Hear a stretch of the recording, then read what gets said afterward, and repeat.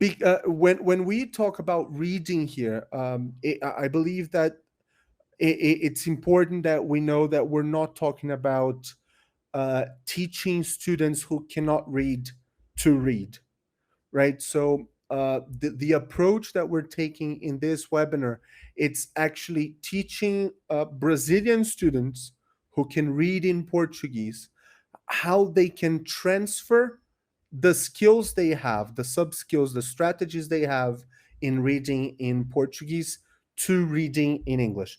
If they don't have these strategies, we're going to help them acquire these strategies in English, and then hopefully they will be able to transfer to Portuguese. Hi, Valdomiro, welcome. Um, so first things first, the reasons why we read. So Grabi says that I believe it's Grabi or Grabe. I don't know how you pronounce his name, but says that we read for two main reasons. So we read to evaluate, critique, and use the information we're reading, or we read for general comprehension. Um, I believe that it is an oversimplification. So this is why I believe we should this is why I brought this definition by the author, because it's more comprehensive than reading for pleasure and reading for information. But I think we can easily simplify, maybe make an analogy. So, reading to evaluate, critique, and use information is reading for information, and reading for general comprehension is reading for pleasure, right? We also do reading for general comprehension when we want to use information, and we're going to see how this works in the classroom very soon. But as a concept, reading for general comprehension is what we do to have fun, is reading to have fun. And this is where the Gisal's beautiful readers come into place. Uh, it's we can get students to read uh, little short stories that have been simplified to the students level, so that they can have fun while reading the story. Um, it is true. So with the rise of the communicative approach, the idea of using authentic texts that were not hi Alice, hi Claudia, texts that were not created for language learners, they have their importance, they have their power. So Alice here works at Linguix, which is also in partnership with Giselle for this webinar. And Linguix produces activities using authentic videos. So what you get are videos that were not created for students, and you use these videos with this authentic language to teach English. On the other hand, you have readers, for example, who are graded books so that students can have fun with the book and read the book. It's a different approach, because when you're dealing with authentic materials, for example, you want students to study the language and study strategies for dealing with reading or dealing with listening. And this is one thing that the platform Linguix does very, very well. So it's very intensive reading, intensive listening. When we're talking about the readers, for example, we're not talking about intensive reading. We're talking about extensive reading. So the key thing of extensive reading is that students are able to read larger amounts of text, and that they're able to read for fun something that they have chosen. So this is key in when we talk about reading extensively. So I'll say it again. Reading extensively involves fun and student choice. So learners have to be able to choose the text that they're going to read so that they can enjoy it. When we deal with extensive reading, we're not focused on um, accuracy reading. We're not asking students to read a book to answer comprehension questions on the book. We want them to read the book so that they have exposure to language and that they learn language and have fun while learning the language. And the thing with readers is that you have a text that is adapted to different levels, to different proficiency levels. So, for example, Penniur says that for a student to be able to read the text and actually enjoy the text, the student has to understand from 90 to 95% of the words and grammar or of the language in the text so that they're able to read, understand, and enjoy the text.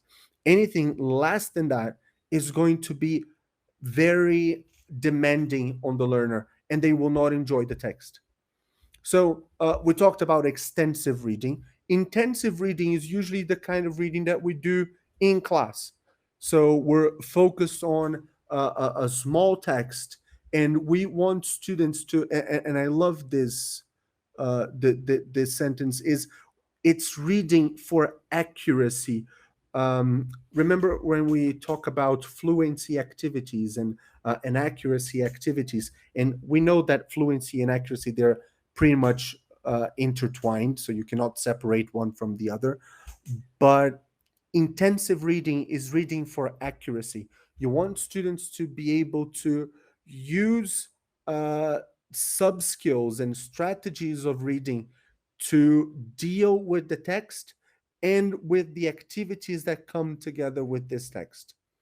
Accidental reading, of course, is the reading we do by accident, right? So you're reading um, and this is why I believe reading is so powerful because once we know how to read, we cannot not read, right? So if you look at the button on the top of the screen, you will read automatically. So this is accidental reading.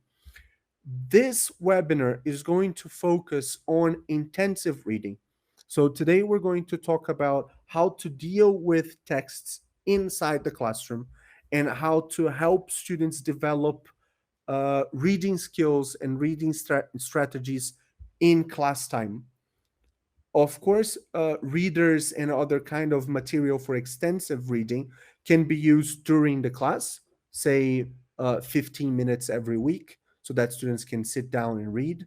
But I believe that most of the extensive reading that students will be doing is actually going to be outside of class time, right?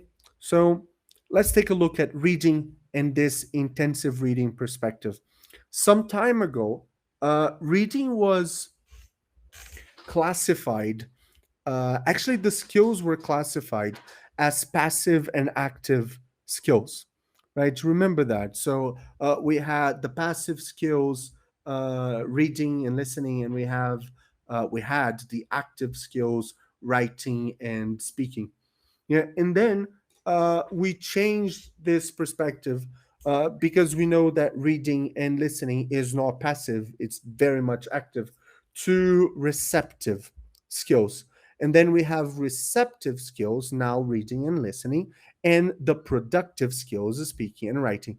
However, I still feel that the term receptive doesn't do reading and listening justice because I still get the feeling. I don't know.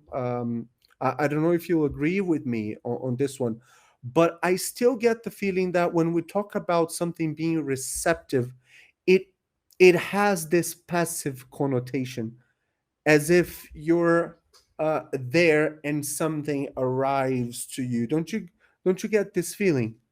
Oh, nice, from Turkey in Londrina. I still get this feeling that it's something that you're doing passive with less effort than a productive skill, for example. But while reading is classified as a receptive skill, it is in fact an intensely active an interactive skill where the meaning of a text is not solely present in the decoding of the words and syntax in the text, but it's actually the result of the interplay between text and reader. What happened to the presentation? Uh, Flavia, everyone, you cannot see the presentation? I worked very hard on these slides. You should be able to see them. Oh, okay. All right. Okay, it's fine. All right.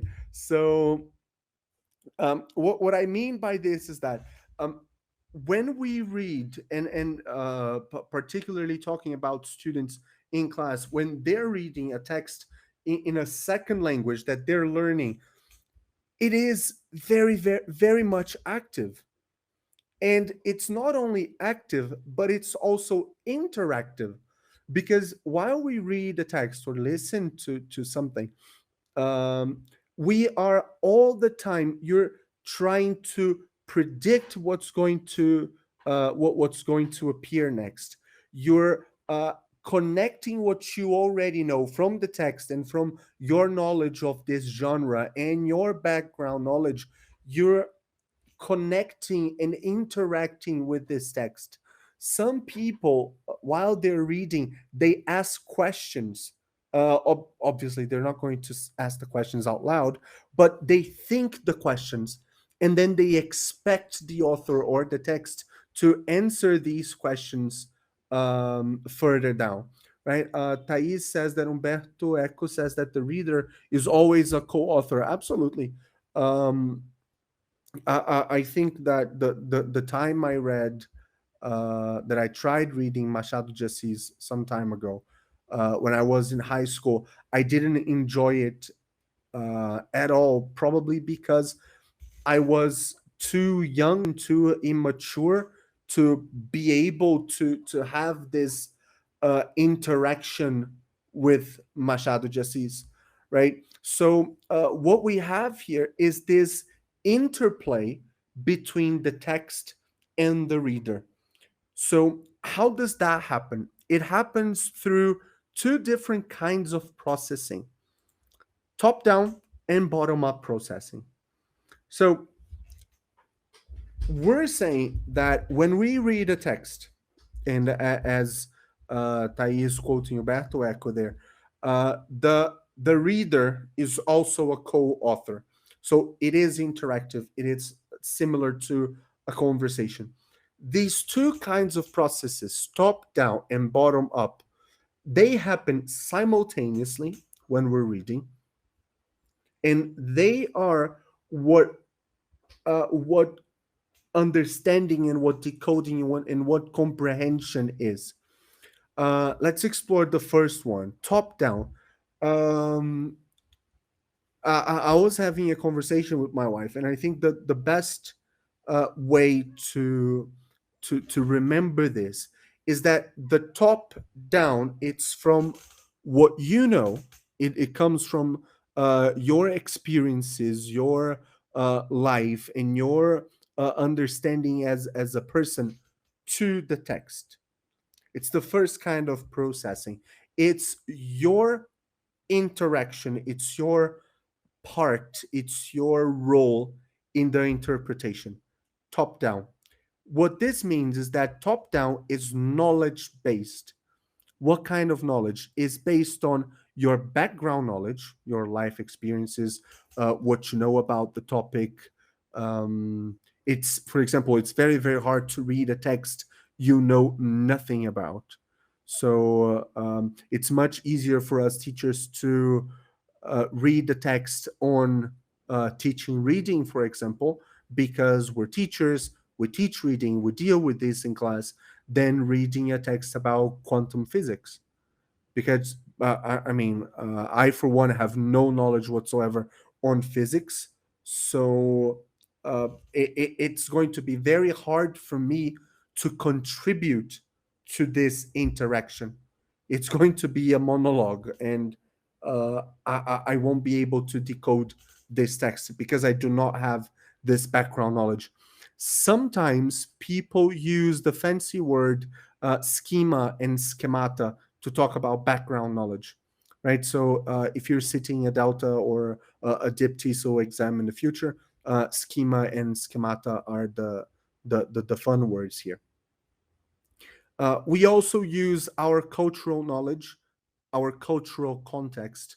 So it is much easier for us to understand a Brazilian comedian uh, making jokes and to have fun and to laugh than it is if we listen to a British comedian telling jokes, or imagine a Chinese comedian or a Japanese comedian, right? So, because we don't have this cultural context, it's going to be very difficult for us to decode the text that we're reading. And also genre knowledge. So, if you know what kind of text you're reading, so you know that this is an email, you know that it's a fairy tale, you know it's fiction, you know it's true crime. This knowledge of yours is going to contribute to the text. If you're a fan, for example, of mysteries and maybe true crime and detective stories, because you've read so many, sometimes you can predict the end of the book uh, from the first couple of pages, right? My dad is expert in that, but with movies, not books. But he's seen so many cop movies that he can predict the end of the movie uh, 10 minutes in. So this is top down, right? It's knowledge based. It's your knowledge. It's based on your knowledge. So the more knowledge you have of background knowledge, schema, schemata, and cultural knowledge of the cultural context and of the genre, the easier it's going to be for you to interact with the text and decode it. This is top down from your head to the text. The next one, bottom up, it's not knowledge based, but it is text based. It is what Flavia wrote something. Even in Portuguese, it is much more difficult to read a text without enough background knowledge. Absolutely, right? So it's much more. If you have, there is a fantastic video. I won't be able to share here with you, but it's a video on schemata. If you Google it, right on YouTube, schemata theory. Uh, how will you find this? What is schemata? It's a video with a red background, and there are two men with funny mustaches on the video. I hope you're able to find it. If you don't find it, write to me after the webinar. I'll send you the link. I have it here. Okay, so bottom up. So we have top down, right? So from your head to the text, from you to the text, right? So your schemata, your background knowledge, context, and genre. Bottom up is from the text to you, right? So it is text based. It's exactly what's in the text and the decoding of what's in the text. So bottom up is the slide. Bottom up is related to the language itself. It's the vocabulary, the grammar, the spelling, right? It's what you're getting from the text. So I think it's Alison. I think it's schema theory example, right? Thank you very much.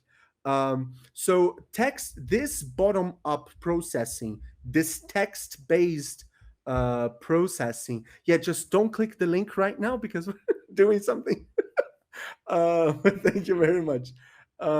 So I lost my train of thought. Don't worry, Alison. Come on. So it's the decoding of the letters, of the syllables, of the words and sentences in discourse. This is actually the next slide. So bottom up processing involves the decoding of the bits of language. So from letters to syllables to words to sentences to discourse and whole paragraphs to build the meaning and the comprehension. So what we're doing is we're not doing one or the other. So Valdomiro here is talking about scheming and scanning. Scheming and scanning, Valdomiro, they're part of bottom up and top down processing, right? Um, we're going to see where they fit. So what we want is the combination of top down and bottom up processing so that our students can be proficient readers.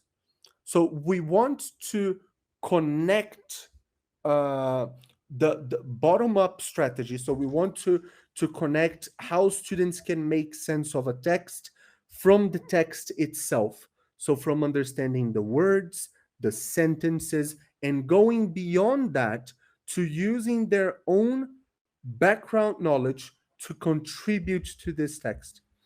Thais is saying that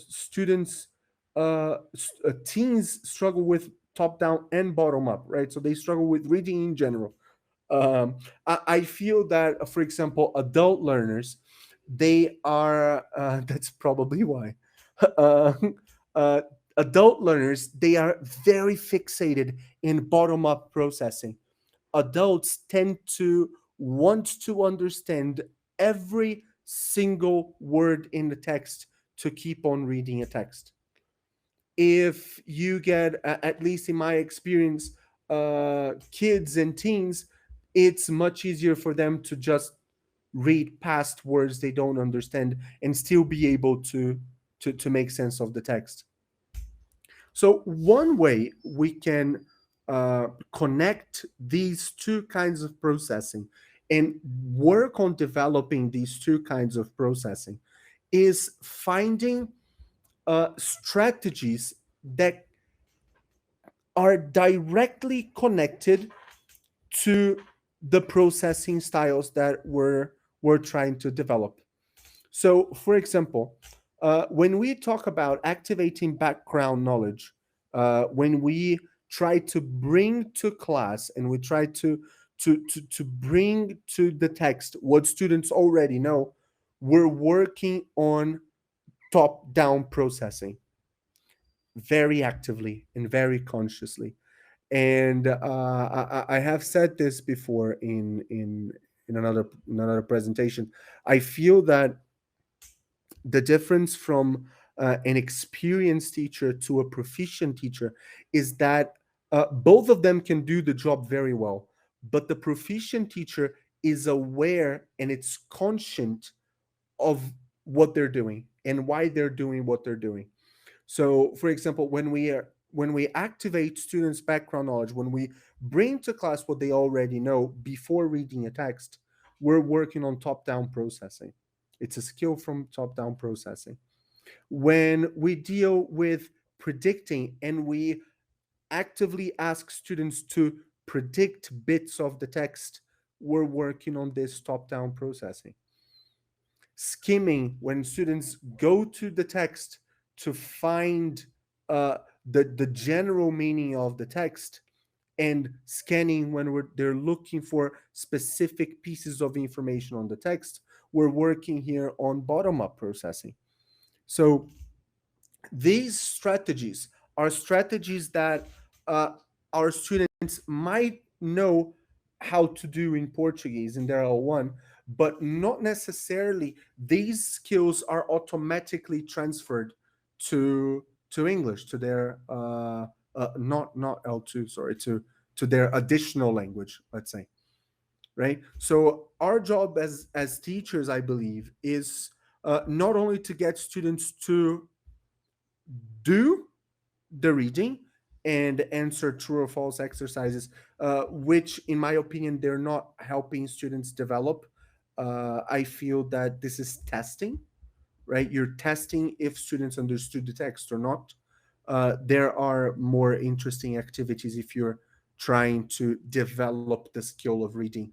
And I feel that the first step to develop the skills and sub skills and strategies of reading is the teacher being conscious of what they're doing in class and actively focusing on these strategies and these sub skills.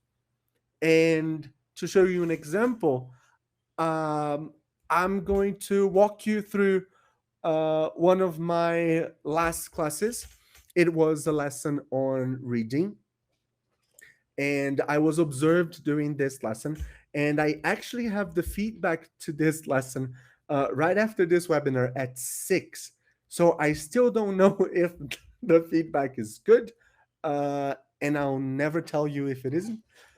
But I feel it was a very successful lesson, and I'm going to walk you through the steps, right? So what I'd like you to do during this part of the webinar is to try and identify what we're doing and what kind of processing or even the techniques, the strategies that we're focusing on. Is this uh, activation of schemata, of background knowledge? Is this predicting? Is this skimming? Is this scanning? Are we working with top down processing or bottom up processing? Right? So we're going to look into the class together, and then we're going to go back and identify the parts of the lesson where we're actually focusing on developing reading. Okay? Um, so the lesson starts here. Students arrive in class, and I tell them, imagine I'm visiting your neighborhood for a weekend. Where should I go? And then students will think for a minute about the places that they like in their neighborhood and tell the teacher.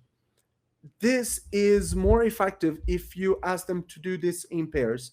So probably, oh, these learners were they are elementary learners. They have just started studying English. They've been studying with me for, I believe, 2 months now. We have classes twice a week. So this is more effective if you ask students to do this activity in pairs so that they're talking together and not only to the teacher, right? We get more communication of pair work. Students talk, you elicit, so where should I go? What's a good place around your neighborhood? How do I get there? All right. And then I gave them this handout. You cannot see the whole handout here on the slide, but this is what it looks like.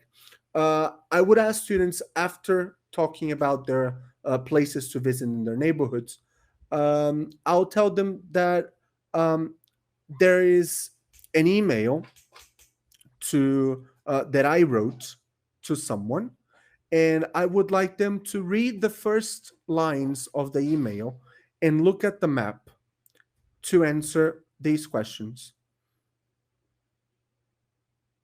A, what do you think the text is about? And B, why did the author write this text? So students read these first lines. The page was folded so that they couldn't see the rest of the text.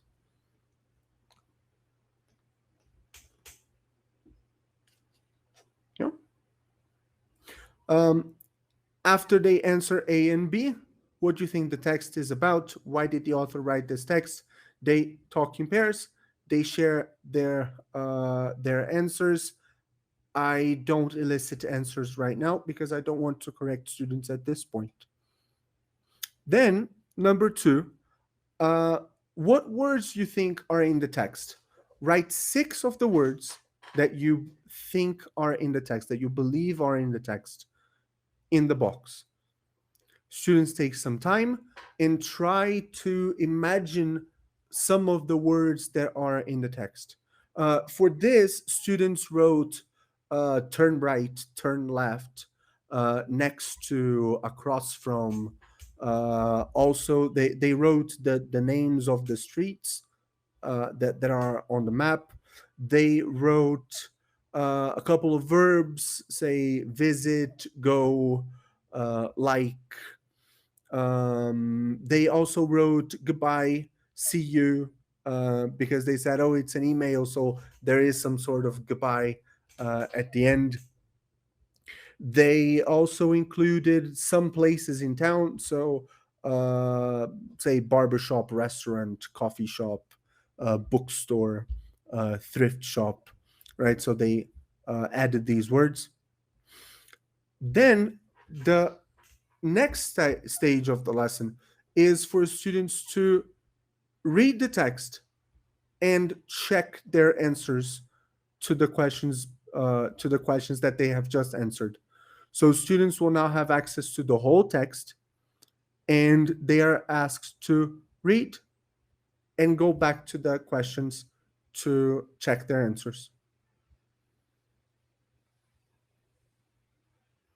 Students read, they checked their answers, they shared in pairs, and then this time when we came back to the questions, they I elicited their answers, and then I corrected with specific information here. So the text is about a neighborhood, is about giving directions, and the author wrote this text to Thais.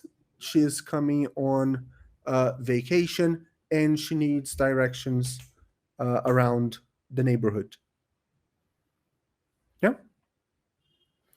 So after this reading part to check their first answers, their first predictions, there we go back to the text in a more intensive reading moment.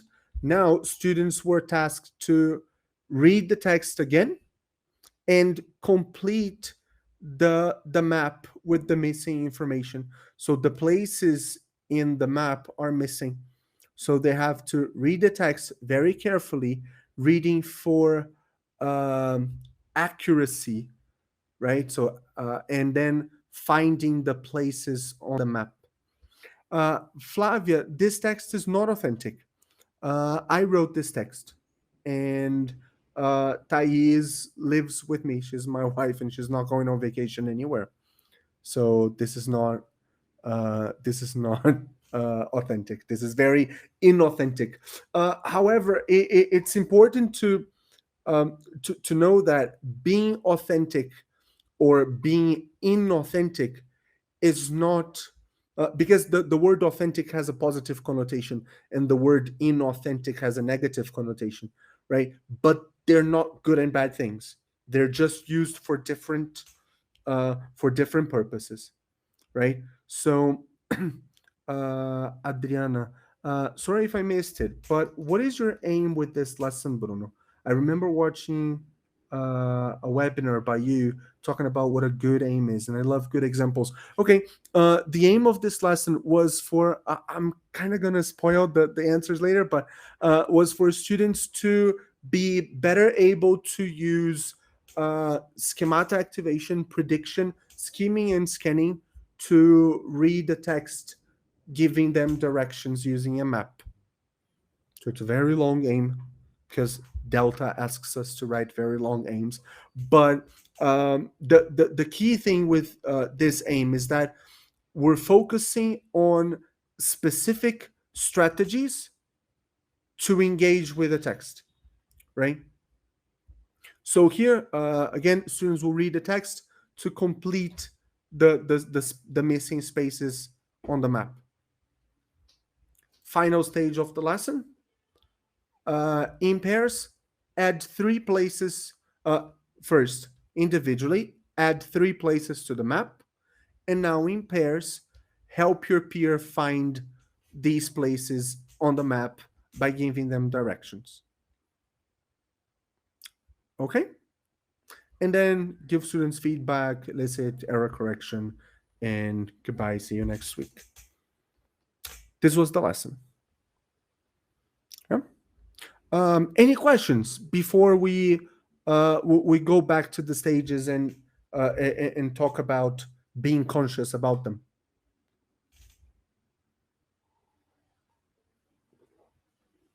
No one's typing. Okay. So, square one. Imagine I'm visiting your neighborhood for a week. Where should I go? What's the goal? What's the point of this stage in the lesson? What do we want here?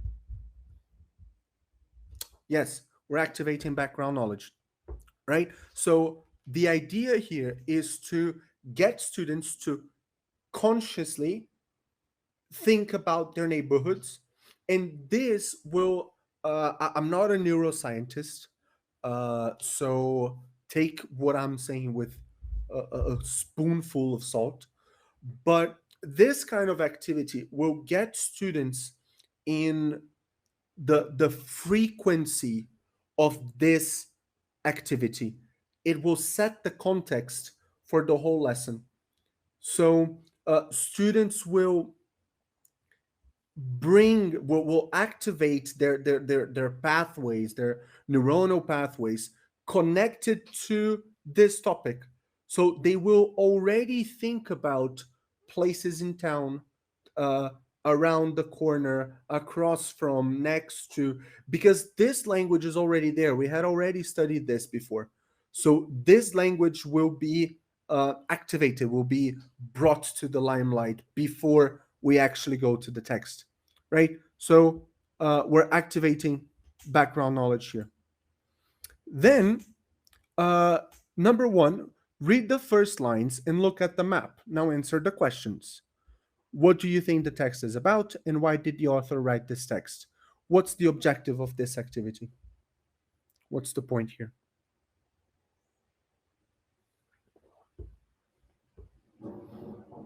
It's not really prediction because the information is there.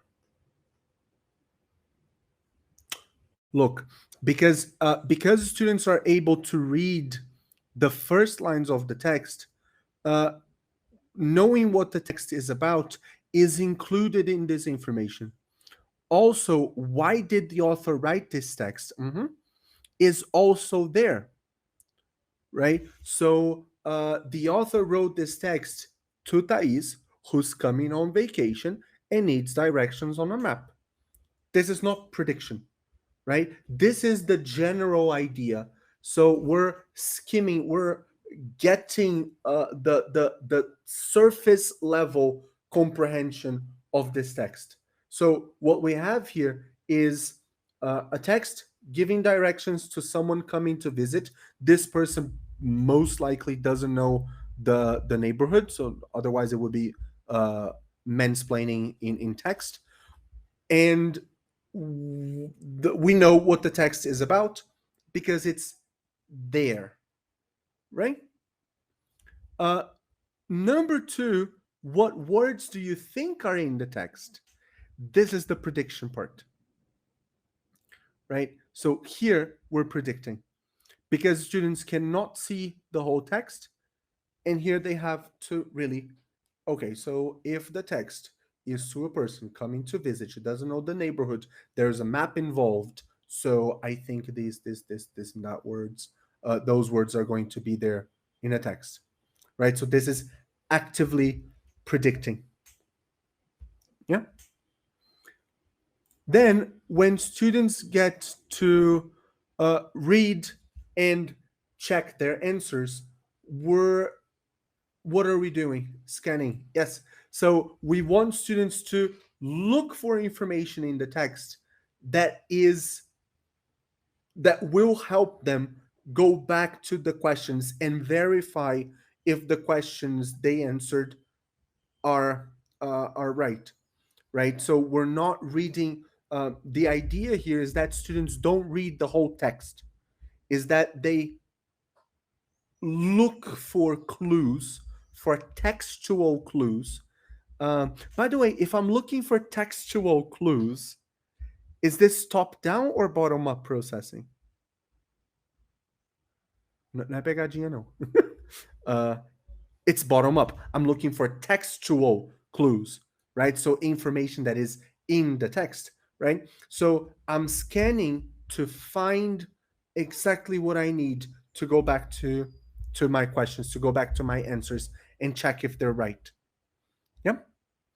And there is another stage here, which is reading the text very carefully, very much in detail and in depth to add the places, the missing places in the text, right? So this kind of exercise is very intensive because students have to understand exactly what's written to be able to complete the map with information from the text, right? So this kind of accuracy reading is very demanding on students, especially students at this level, right? So what we do here with read the first couple, talk to your friend about your neighborhood, read the first lines and guess this and that. Imagine the words that are coming in the text. Now read and check your answers, and now read and complete the map. You see, it's much more intensive than the beginning. We're building the scaffold, we're scaffolding the lesson in terms of challenge and support for the student. And then when we get to this kind of exercise, uh, this is basic. They've been studying English for 3 months now. Yeah. Um, and then this was a challenging lesson. The students themselves, they said, I always ask them how challenging it was, right? On a scale of 0 to 5. I say, so 0 is very, very easy, and 5 is very, very hard. They graded this lesson on 2 and 3, right? So this was a challenging lesson to them. But they all managed to complete the map. So reading for detail, this accuracy reading right here. And then uh, add 3 places to the map and help your peer find them by giving directions. What's the goal here? It's not skimming, it's not scanning, it's not activating schemata. Why do we do this? What's the point of this kind of activity? Okay, there is something of personalizing, yes. Um, Evaluation, Alison. It is, Fabiano. It is a post-reading activity, for sure, right? So we're doing this after the reading. True, uh, but the goal here, I think, I think Adriana got a part of the essence here. It is personalizing, and we're moving students from receptive skills work to productive skills work. This transition from receptive to productive, by personalizing what they read and the language that they're dealing with, will help students um, have this feeling of ownership of the language. Ending the lesson in a listening or a reading activity, it's not often a good idea because it's very low energy. So if your students are reading and then they finish reading and then they go home, it's very low energy. So it is a good idea that you switch to a productive skills activity so that students are energized by the end of the lesson. Also, you're integrating skills. So we're not only dealing with reading here, there are moments that we're dealing with speaking, so that students see that one skill is intertwined with the other. Flavia, this is not writing.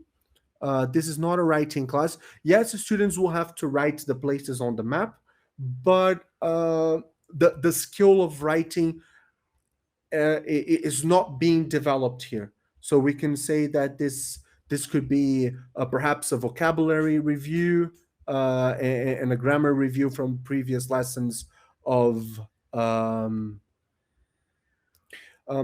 don't think it's note taking either, because they just write the places and then they have to follow on the map. Um, but but yeah, yes, Carlos, I'm here. Yes, I am. So this is the idea, and then we finish the class with this high energy activity, this productive skills, this productive moment, productive skills work in the lesson, using the context, using the language that students have seen in the text. And this is where I ended my lesson. It is possible, if you have the time. This was a 1 hour lesson.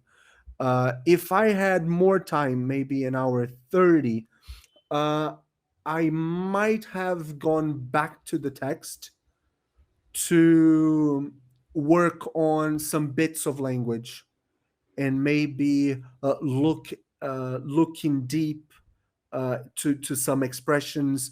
What I'm actually going to do next class is that we're going to use this text as a model, as an email model, and students are going to write a similar email giving directions to places in their neighborhoods to a friend that is coming to visit. Yeah. And this is next class, product writing. Um, this is the end of the lesson, and it is also uh, the end of this webinar. So, what I'd like you to leave this webinar with is knowing that reading strategies and reading sub skills, they're not always transferable, right? So it is important that we help students transfer the strategies they have. So, for example, predicting, skimming, and scanning. Perhaps students know how to do this in Portuguese and they can bring it to class, but uh, this translation of strategies often has to be done consciously and strategically by the teacher. Also, knowing that reading is both bottom top down processing and bottom up processing, and that these strategies, the sub skills connected to activating schemata, predicting, and skimming to get the general idea of the text, or scanning to find specific bits of information, or understanding finer details in the text and explicitly stated information in the text, they're all sub skills involved in this bottom up, top down processing. And the more that we can make these choices consciously, the more I believe we're going to be effective in class. Um, and the more critical we are with the exercises that come in the book. So perhaps the biggest takeaway here is looking at the course book you use or the material you use and the activities that come attached to texts and audios for listening. What's the point? Are we predicting? Uh, are we skimming? Are we scanning? Are we activating schemata? What's the deal here? What are they trying to do, right? And good course books, you will find the answers in good course books. Be sure of that, right? Um, Viviani, Bruno, how do you present new vocabulary before the reading activity per se? Pre-teaching it or just clarifying the unknown words and is in the glossary? Okay, this is an interesting question. I'm not a fan of pre-teaching. Um, I've I've had wild discussions with. Oh, I think I can click this. Exibir lista de perguntas. Do I get? Oh yes, I get all the questions here. If you have a question, ask a question using a question mark, and then I'll be able to see it here. Where are we? Okay, so pre-teaching.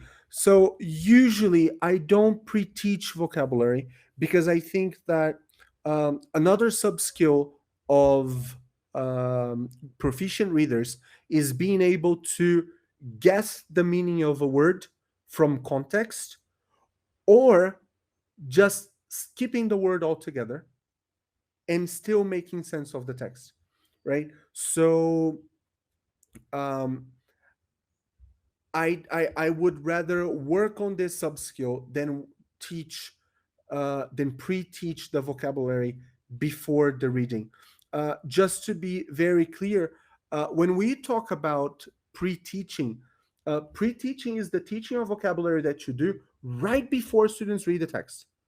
So, for example, if my students didn't know the words, uh, maybe the places in town, right, barbershop and a bookstore, etc., I would, before the lesson, before the reading, right before the reading, I would say, guys, barbershop is where you have your haircut. Bookstore is where you buy books. Okay? Okay. Bah, let's go. Right? Because pre-teaching vocabulary is not a teaching technique that is inductive, that involves deeper learning and deeper cognitive processes. It's just there. Here, deal with the text. What I would rather do, Viviani, is to teach the vocabulary as a vocabulary lesson a couple classes before, and then teach the grammar, teach the functions of giving directions a couple of lessons before, so that when students come to the text to work on the text, they're working with reading. They're not working with vocabulary. This is not a grammar lesson. This is not a vocabulary lesson. The goal of the lesson is vocabulary work. So, reading work. So, students are going to work on reading skills and reading sub skills. Okay. Um, okay. Next question. Very interesting. But what does make the reading productive? Your example requires. Oh, reading. I'm not classifying, Flavia, reading as a productive skill. Reading is a receptive skill. What I'm saying is that reading is not passive, it's very much active, and it's interactive. Because as we saw, students are not given the text and told to read.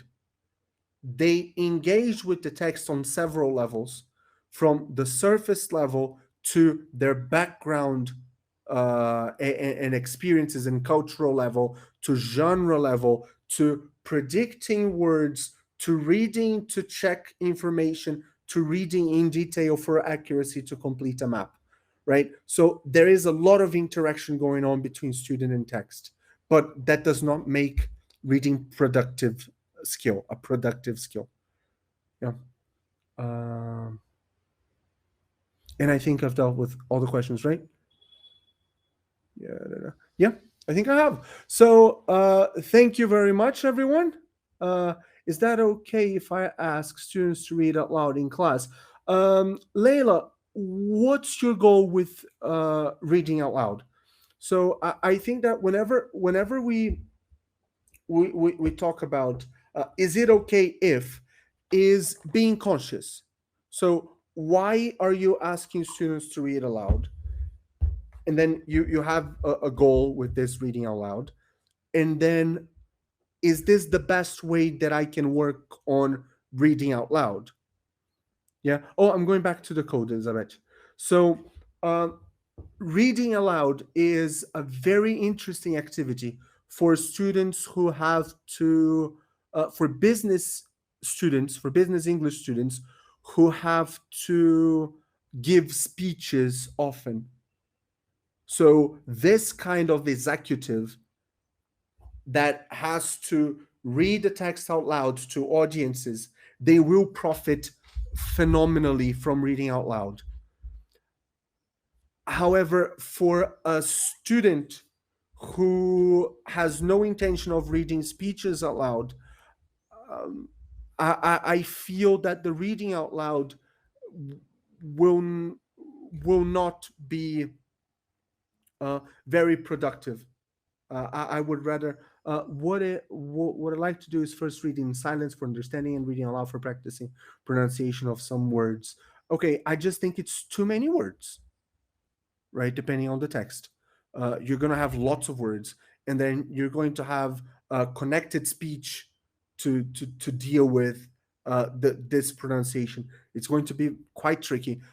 What I suggest is, after you read a text in silence, right? Because this lesson is very interactive. So students talk to each other and they ask questions and share answers.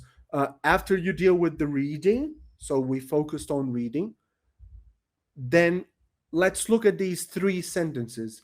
How would you pronounce these three sentences? And then you work on the connected speech of the sentences that you're focusing on.